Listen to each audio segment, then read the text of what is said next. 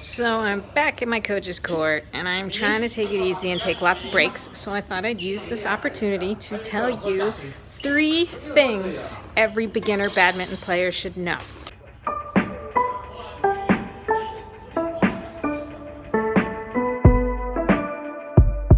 Thing number 1 is get a coach.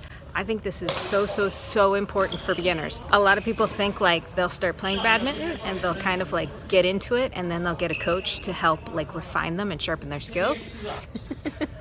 What's up, shipping?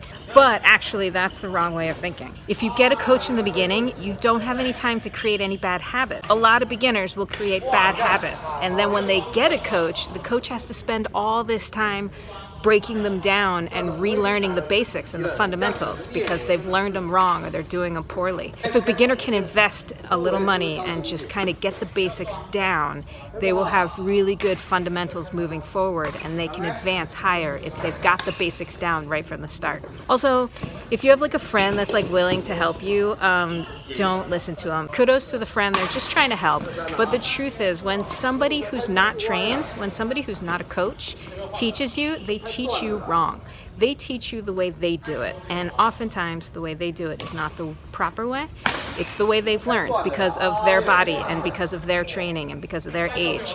You are totally different than your friend, so the way they're going to teach you is not necessarily suitable for you. Whereas a coach, they take in consideration your body type, your age, your weaknesses. They see your weaknesses, they see your strengths very easily, and they will work on that. Also, girls. Guys love to coach girls, and tell girls how to play. Guys and girls play differently. So a guy will tell a girl the guy way to play, and if a girl practices that, she'll never really excel because she's not using her body right, because guys and girls use their body different. A coach is invaluable, and if you only have a little bit of money, spend it early on. Once you get the basics down, you can really advance on your own much faster. Thing number 2, don't be sorry when you play badminton.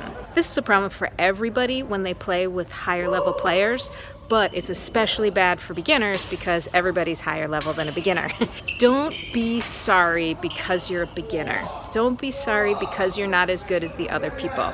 A lot of people feel really guilty playing with higher level people. But we all want to play with higher level people because we know that's how we get better. But a lot of people feel really guilty and they don't want to bother the better players. They don't want to ruin the game. Or if they do play, they play and they're very shy and they keep saying, oh, sorry, oh, I'm so bad, oh, sorry. Don't waste your time with that. Nobody cares.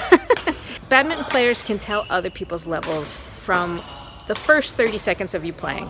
With the way you hit and the way you move your body, everybody can kind of guess your level immediately. So if you're a beginner, everybody already knows. We were all beginners once, so don't feel so sorry and so embarrassed, okay? Because everybody can kind of relate to where you were. As long as you're not silly or act like it's a joke, we've all had higher level players kind of embrace us and let us play with them. So when you're a higher level player, it's kind of like payback. You got to help the people that are coming behind you because someone ahead of you helped you. Also, if you play with someone who's a lower level and you're mean to them and you go like, and you act really rude to the lower level player, like shame on you. Don't do that. Don't be a jerk. Lower level players already nervous enough. They don't need harassment from their partner. And when you're playing with higher level people, you can definitely say sorry in the beginning of the game or the end of the game to your partner, but don't act apologetic every point. Don't be sorry for existing, okay? Like, you have every right to be on the badminton court. If you are trying and you are working to improve yourself, you have every right. The third thing, footwork. Footwork.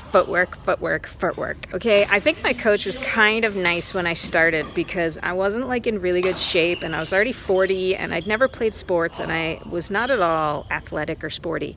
So he kind of went easy on me on the footwork because footwork is exhausting.